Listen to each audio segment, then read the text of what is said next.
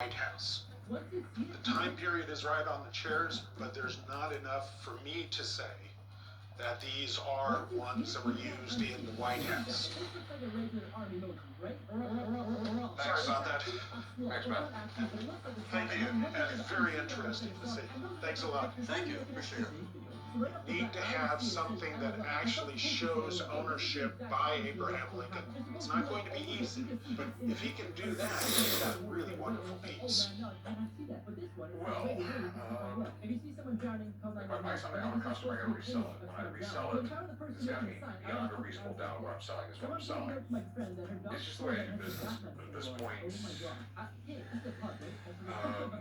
I can't make an offer. So, thanks for coming in, but I just can't do it. Thanks for looking at it. No problem.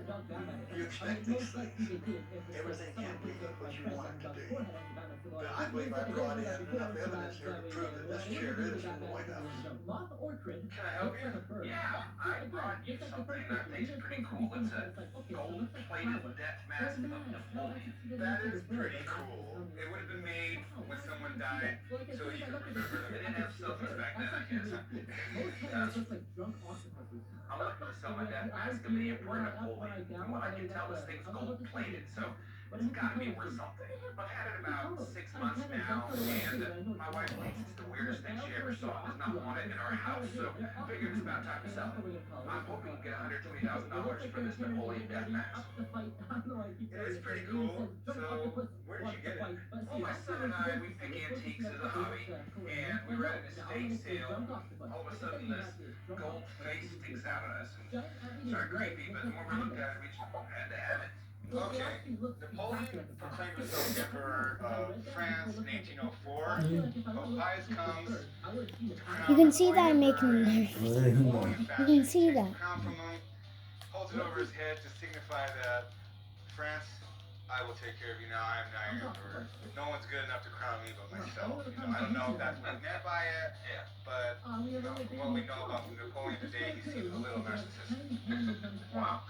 Napoleon was the emperor of France for 9 years. When he was deposed in 1815, he died in exile on the remote island of St. Helena. So, looking at it, I got a lot of questions. I can tell you right now, 100%, without even touching this, not gold-plated, because I can see that that's plaster right there. Underneath it, can't they gold plate plaster? They can only gold-plate metal.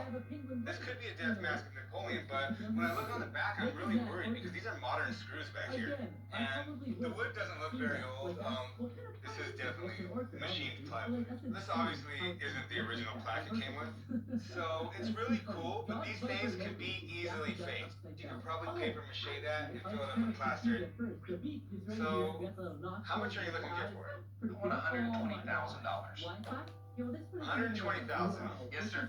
I couldn't tell you if that number shocks me or disgusts me because I have no idea what a death mask of Napoleon's worth. The only one I found online that actually sold for right at $160,000. Okay, let me call someone and take a look at it and see what they think, and then we'll discuss price. Okay. Give me a few minutes, I'll be right back. I mean, this thing is obviously very old. I think the experts can agree that it's a very valuable piece. There you go, Napoleon death mask. Yes, it is. Have you ever seen a death mask before? Oh yes, yes. Death masks were popular in the late 18th and 19th century. A lot of famous people, they had death masks done of them after they died. Napoleon, because he had changed Europe and created the French Empire, his doctor did that. When Napoleon died, there were two doctors that were there. Dr. Burton was an English doctor, Anton Marchi was Napoleon's doctor, and after he died, Burton decided to make a death mask, and Anton Marchi was helping him, and then he stole the center portion of the casting, and Burton ended up suing him for the rest of his life to try to get it back, but never was successful. in 1836, Anton Marchi, and that's the one on the plaque there, contracts with a company in France, Quesnel, and sells them the rights to produce castings of a death mask. And these were produced throughout the 19th century and into the early 20th century. So there was a point in time where this was commercially produced. Yes. Is there a way to tell the difference between those and the ones that from the early beginning of Yes, yeah, what you look for is, one, is it marked for Quesnel? And there's some names there. Yeah, there it is. It's on this side, and Quesnel. Now, the other thing, right at the bottom of the head, if you notice this little spot right here, Yeah. that is something that was added later on the castings. It's a reproduction of a Napoleonic era coin. Because it's produced with the coin edition, it is not from the 1820s or 1830s. It's at least later 19th century or early 20th century. How common are these masks? Because the Quesnel company cast them throughout the 19th century and the early 20th century. We don't actually have a number out there, so we just don't know. Alright, well, I appreciate you coming in, Mark. Thank you. Not a problem. Thanks for letting me see it. Thank you. Alright, well, to be honest with you, I'm gonna pass on it.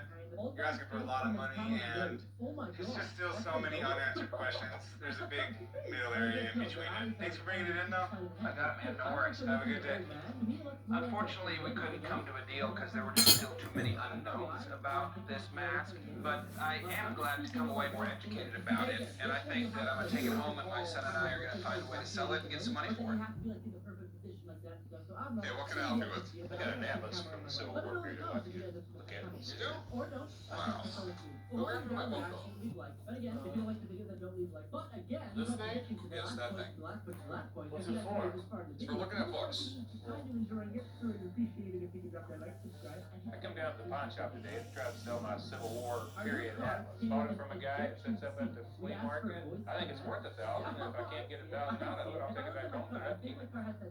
Do you know much about this? No, I know it's from Spark in the Front, 1862. Alright.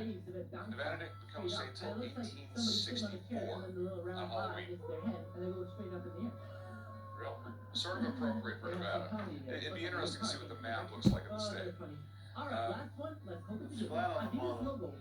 Well, remember, at this point in history, we were still a territory, we weren't a state. Las Vegas would be right around in here. And there we are, Vegas. It doesn't say Las Vegas, it says Vegas.